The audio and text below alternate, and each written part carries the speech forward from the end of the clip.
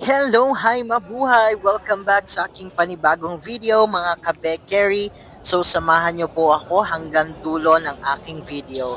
So ngayong araw ay sumali tayo sa tryout ng basketball dito sa main court ng San Miguel. Actually, this is my very first time na sumali sa ganitong tryout sa ganitong basketball. Kaya first time ko rin gawin yung mga drills na gagawin namin. So una, kaya ako sumali sa basketball kasi nagbabalik laro na ako after 2 years na hindi ako naglalaro ng basketball. So ngayon, nagpa-practice na ulit ako, naglalaro na ulit ako, pero sumali ako dito para alamin kung saan na yung limitasyon ko hanggang saan na yung kaya ko. So dito guys, no, sa mga kasama ko, hindi ko sila kilala actually. Pero yung iba dyan is nakakalaro ko na, pero mostly sa kanila ay hindi ko kilala pero taga San Miguel lang din. So isang barangay lang kami. So ngayon guys, no, kung nakikita nyo, napapansin nyo, ang lalaki nila.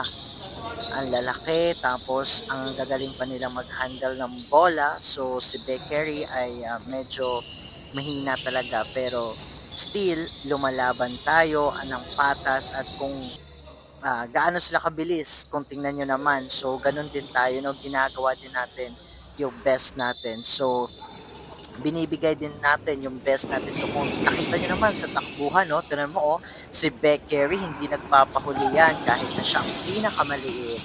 So di ba bongga?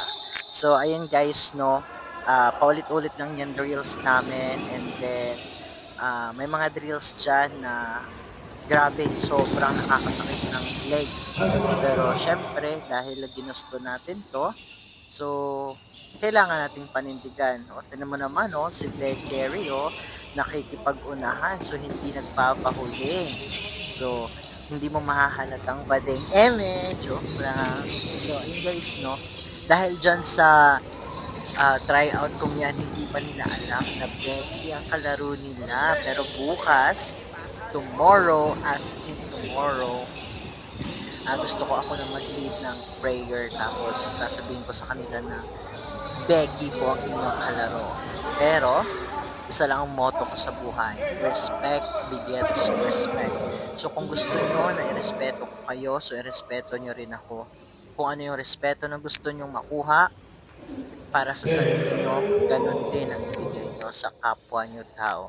So yun guys, no, sobrang nakakapagod na sa drills na yan, kaya halos kami ay nauubusan na rin ng hininga.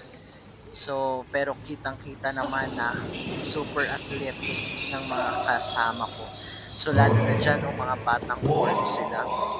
So ang iba dyan is kasama na sa dating team ng San Miguel para lumaban sa Inter Barangay. So this is my first time to ito yung drills na ginawa na sobrang nakakasakit yan ng legs, grabe. Pero syempre, ginusto natin to, gawin din natin yung best natin, no? So guys, hanggang sa dulo, samahan nyo ako kung saan man ako mapupunta, kung matatanggap man ako dito or hindi. So at least thank you so much sa inyong pagsuporta.